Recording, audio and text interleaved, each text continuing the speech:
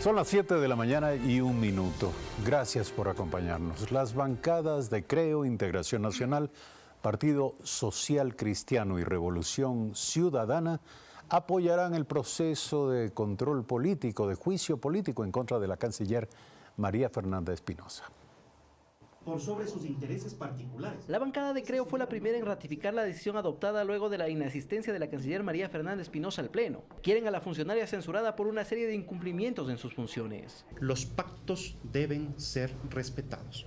En tal sentido, el Ecuador incumplió por medio de la canciller los pactos con Honduras. Esperan entregar las firmas la próxima semana, pero la tarea no se ve tan complicada, pues otras organizaciones políticas coinciden en el proceso de control en contra de la ministra de Relaciones Exteriores, principalmente por lo que califican como una ausencia premeditada en un momento de crisis en la frontera norte. La canciller se quedó corta frente a lo que tenía que hacer en el problema de la frontera norte. Ineficiencia en el manejo de la crisis política, esto lo manifestó ayer el ex ministro del Interior, César Navas, y el ex ministro de Defensa, Patricio Zambrano. El respaldo incluso llega desde los legisladores correístas como Gabriela Rivadeneira, quien espera una sanción a quien dicen ha priorizado su candidatura a la presidencia de la Asamblea de Naciones Unidas que dar una respuesta diplomática del Ecuador. Pero también de haber violentado la Constitución en temas de soberanía nacional y sobre haber puesto en riesgo a 16 millones de ecuatorianos. Solo en el oficialismo aún no hay consenso como bloque. No obstante, hay legisladores quienes personalmente no respaldan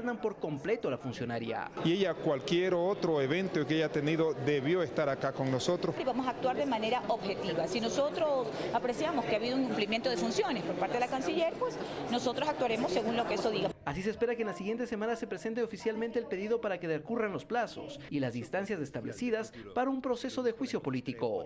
Alex Llanos, Telediario.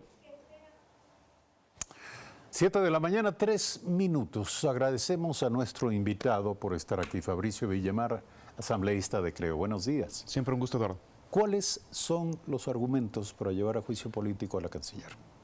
El concepto general que establece la Constitución es el incumplimiento de funciones de parte del encargado respectivo. Para este caso... Pero eso hay que demostrarlo. Sí, claro, por eso se trata de un juicio. En un juicio hay que demostrar cosas. Y lo que se está haciendo es llamarle a juicio político a la canciller. El planteamiento general es el incumplimiento de sus responsabilidades. ¿Cuáles son estas responsabilidades? La política exterior del Ecuador es potestad del presidente de la República, ejercida por medio de la canciller, la cual tiene que estar al servicio de los ecuatorianos. La política exterior del Ecuador tiene que estar al servicio de los ecuatorianos. ¿Qué es lo que estamos nosotros encontrando? Que se ha priorizado las veleidades, las vanidades de la canciller en vez de poner la Cancillería al servicio de los ecuatorianos. Un segundo concepto que para nosotros es importante. ¿Podría profundizar en lo que acaba de decir? Porque mientras ustedes tenían 3 colegas secuestrados que finalmente fueron asesinados, la canciller estaba de viaje por otros países autopromocionándose. Entonces, hay que establecer en una balanza qué era lo bueno para el Ecuador, qué era lo conveniente para el Ecuador. Que la canciller estuviera trabajando para salvar las vidas de sus colegas o que la canciller estuviera en un viaje de autopromoción. Los juicios políticos son juicios de este tipo de valoraciones y esto tendrá que establecerse también en la Comisión de Fiscalización. Ya pasaremos al segundo argumento, pero analicemos un poco lo que acaba de decir. Autopromocionándose, decía usted. ¿Usted se refiere a la candidatura de Ecuador a la presidencia de la Asamblea de Naciones Unidas? Me refiero a la candidatura de la señora canciller a este tema. O sea, no se siente usted representado, ni usted ni su partido. Ni yo, en caso de aparentemente que la canciller... Andrés Michelena tampoco, la presidenta de la Asamblea tampoco, una buena cantidad de ecuatorianos tampoco. Bueno, no sé cuál es la opinión de Andrés Michelena al respecto, pero la candidatura a la presidencia de la Asamblea General de Naciones Unidas es una candidatura a nombre del país. Lo que parece haber aquí también es un sesgo de animosidad personal en contra de la canciller. No, para nada. Yo le he visto a la canciller unas 3 o 4 veces, hemos tenido un intercambio formal y de ahí no pasa. Entonces aquí no hay animosidades personales. Lo que sí existe, y esto me lleva al segundo elemento, es algo que se llama en el derecho los pacta sunt servanda, que es el principio según el cual los pactos deben ser cumplidos. Si es que el Ecuador, la República del Ecuador, hizo un compromiso con la República de Honduras y no la respeta, evidentemente esa posición le hace quedar al Ecuador como un país tramposo, como un país de tramposos. Pero no es el único caso. ¿Se refiere usted a qué? Me refiero a que se hizo también lo que se conoce como el fraude a la ley. Cuando se intentó hacer que el señor Julian Assange, reconocido como ecuatoriano, se haya intentado darle estatus diplomático, esto se llama fraude a la ley. Pongámoslo en claro. Las relaciones de los países se fundamentan en la buena voluntad, en el creer que usted va a hacer lo correcto y nosotros vamos a hacer lo correcto. Si es que se intenta desde el Ecuador tratar de darle la vuelta a la legislación internacional, diciendo el señor, por ser funcionario de la Cancillería, representante del Ecuador en el panorama internacional, no está sujeto a cumplir la ley por la cual el señor tendría que ir a prisión, eso se llama fraude a la ley. Ese no es solamente un incumplimiento de acuerdo al artículo 233 de la Constitución, sino que adicionalmente tiene ribetes de responsabilidades penales que en un momento habrá que desarrollar. Siendo este un criterio respetable, hay que recordar que esto ocurrió hace casi 6 meses. ¿Por qué ahora aflora como el argumento central para algo que parece inaplazable, que es el juicio político a la canciller? ¿No hay en esto un poco de cálculo político?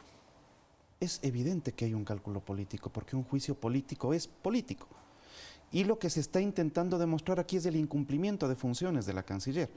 Y lo que estoy contándole yo es cuáles son los argumentos según los cuales nosotros creemos que la señora canciller ha incumplido la Constitución y las leyes.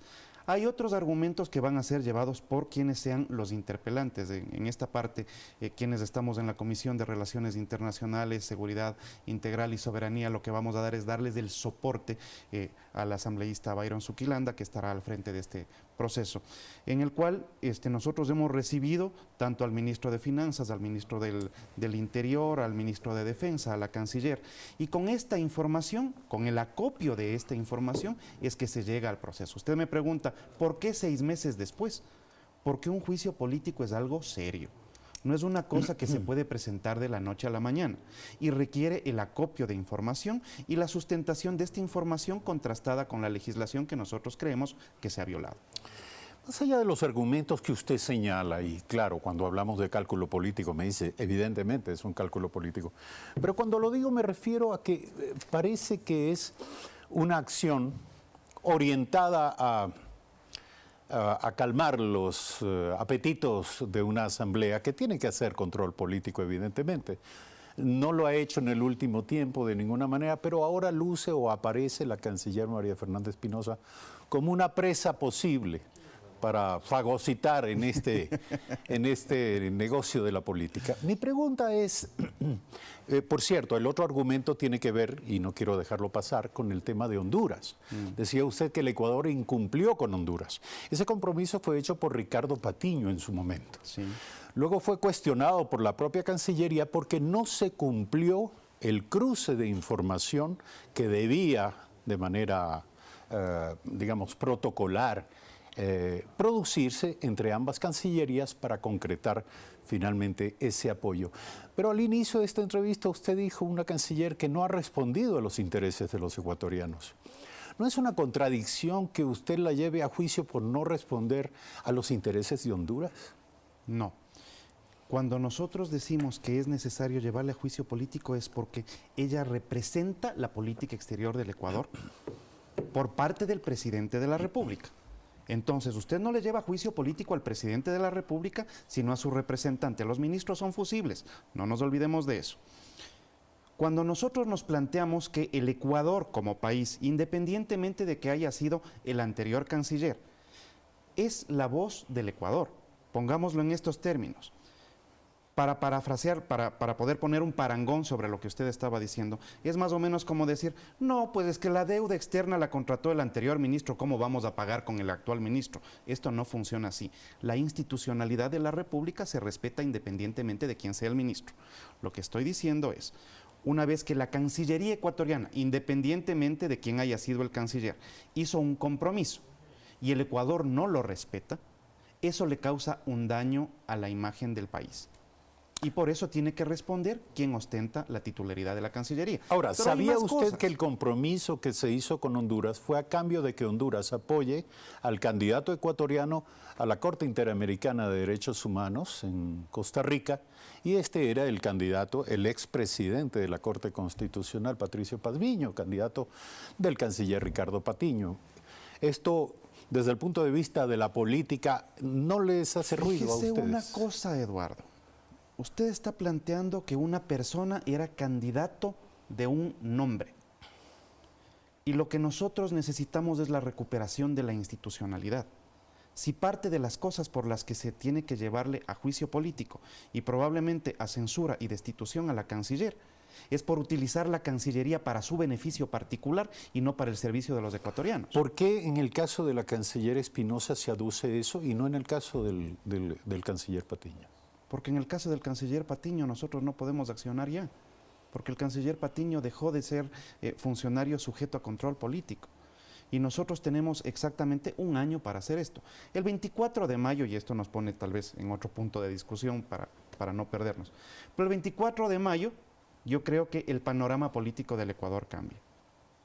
Porque el centro de la discusión no será el anterior presidente o sus anteriores ministros, sino la política de actual régimen una vez pasado un año, y habrá que tomar cuentas de si es que está siendo efectivo o no.